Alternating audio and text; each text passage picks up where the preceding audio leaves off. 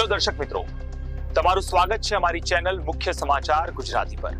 આજે આપણે જોઈશું દેશ વિદેશ અને આપણા ગુજરાતના મુખ્ય 50 સમાચાર। તો ચેનલને સબસ્ક્રાઇબ કરી લાઈક અને શેર કરો। નમસ્કાર મિત્રો, આજના વિડીયોમાં આપણે જોઈશું દેશ અને દુનિયાના ખૂણે ખૂણેથી ખેડૂતો અને સામાન્ય જનતા માટેના મહત્વના 50 સમાચાર। માહિતી પસંદ આવે તો વિડીયોને હમણાં જ એક લાઈક કરી દેજો અને રોજે રોજ આવી જ કામની માહિતી સૌથી પહેલા મેળવવા માટે ચેનલને સબસ્ક્રાઇબ કરવાનું ભૂલશો નહીં। તો ચાલો ફટાફટ શરૂ કરીએ આજના તાજા સમાચાર। દિલ્હી એનસીઆરમાં હવાનું પ્રદૂષણ ગંભીર સ્તરે પહોંચ્યું છે અને ઘણા વિસ્તારોમાં AQI 500ને પાર કરી ગયો છે। આ જોખમી સ્થિતિને ધ્યાનમાં રાખીને દિલ્હીમાં ટ્રકોના પ્રવેશ પર તાત્કાલિક પ્રતિબંધ મૂકવામાં આવ્યો છે। દિલ્હીમાં ગાઢ ધુમ્મસને કારણે વિઝિબિલિટી શૂન્ય થઈ ગઈ છે અને અક્ષરધામ મંદિર પાસે AQI 493 નોંધાયો છે। ઝેરી હવાને કારણે શ્વાસની તકલીફો વધતા ડોક્ટરોએ બાળકો અને વૃદ્ધોને ઘરની બહાર ન નીકળવાની સલાહ આપી છે। વધતા પ્રદૂષણને કારણે દિલ્હીમાં GRAP 4ના નિયમો લાગુ કરી દેવાયા છે, જેના હેઠળ બાંધકામ પ્રવૃત્તિઓ પર સંપૂર્ણ પ્રતિબંધ રહેશે અને સરકારી તેમજ ખાનગી ઓફિસોમાં માત્ર 50% કર્મચારીઓને જ બોલાવવાનો નિર્ણય લેવાયો છે। પ્રદૂષણના કારણે દિલ્હીની શાળાઓ માટે પણ મહત્વનો નિર્ણય લેવાયો છે। ધોરણ 5 સુધીના વર્ગો હવે હાઇબ્રિડ મોડમાં ચાલશે, એટલે કે વાલીઓની ઈચ્છા મુજબ બાળકોને ઓનલાઈન અથવા ઓફલાઈન શિક્ષણ આપવામાં આવશે। જમ્મુ કાશ્મીરના કઠુઆમાં પ્રદૂષણ નિયંત્રણ બોર્ડ દ્વારા કડક કાર્યવાહી કરવામાં આવી છે। પ્રદૂષણ ફેલાવતા 2 ઉદ્યોગોને નોટિસ આપીને બંધ કરવાનો નિર્ણય લેવાયો છે અને નિયમો તોડનાર સામે કડક પગલાં લેવાશે। ગુજરાતમાં શિયાળાની ઠંડીનો ચમકારો યથાવત છે અને આગામી દિવસોમાં ઠંડી વધવાની આગાહી છે। વહેલી સવારે શાળાએ જતા વિદ્યાર્થીઓને મુશ્કેલી ન પડે તે માટે શિક્ષણ અધિકારીએ શાળાઓને સમયમાં ફેરફાર કરવાની છૂટ આપી છે। હવામાન નિષ્ણાત અંબાલાલ પટેલે આગાહી કરી છે કે ડિસેમ્બરના અંતમાં ઠંડીનું જોર વધશે। આ વર્ષે ડિસેમ્બરમાં કડકડતી ઠંડી પડશે અને જાન્યુઆરીમાં પણ હારથી જ આવતી ઠંડી પડવાની શક્યતા છે। ગુજરાતમાં હાલ પૂર્વ દિશાના પવનો ફૂંકાઈ રહ્યા છે। હવામાન વિભાગના મતે આગામી 3 દિવસ સુધી લઘુત્તમ તાપમાનમાં કોઈ મોટો ફેરફાર થશે નહીં, પરંતુ ત્યારબાદ તાપમાનમાં 2 થી 3 ડિગ્રીનો વધારો થવાની સંભાવના છે। અંબાલાલ પટેલે 2026ના વર્ષ માટે પણ મોટી આગાહી કરી છે। તેમના મતે 2026માં શરૂઆતથી જ અરબી સમુદ્ર સક્રિય રહેશે।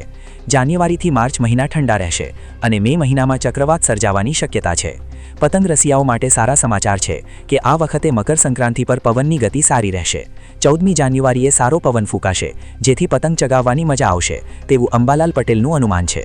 ઉત્તર પ્રદેશના અનેક શહેરોમાં તાપમાનમાં સતત ઘટાડો નોંધાઈ રહ્યો છે।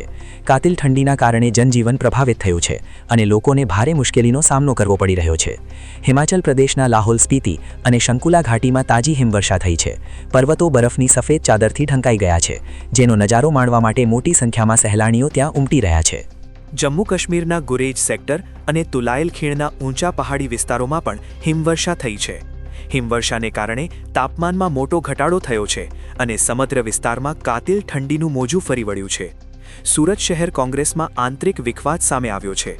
નવું સંગઠન જાહેર થયાની થોડી જ મિનિટોમાં ઉપપ્રમુખ અને મહામંત્રી સહિત 6 હોદ્દેદારોએ નારાજગી વ્યક્ત કરીને રાજીનામા આપી દીધા છે।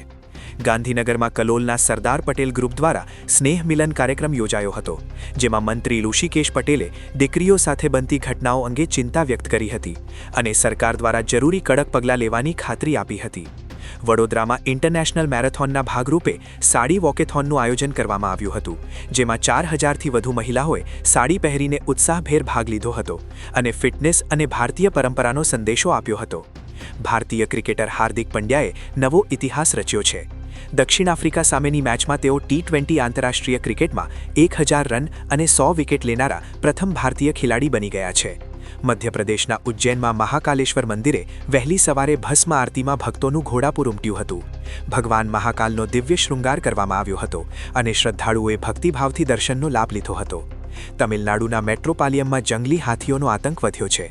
રહેણાંક વિસ્તારમાં ઘૂસી ગયેલા 3 હાથીઓને ફરીથી જંગલમાં ખસેડવા માટે વન વિભાગની ટીમ દ્વારા ભારે જહેમત ઉઠાવવામાં આવી રહી છે। હરિદ્વારના ભેલ વિસ્તારમાં જંગલમાંથી બહાર આવેલા એક હાથીએ મહિલા પર હુમલો કર્યો હતો। મહિલાએ દોડીને માંડ જીવ બચાવ્યો હતો। આ ઘટનાને પગલે વિસ્તારમાં અફરાતફરી મચી ગઈ હતી।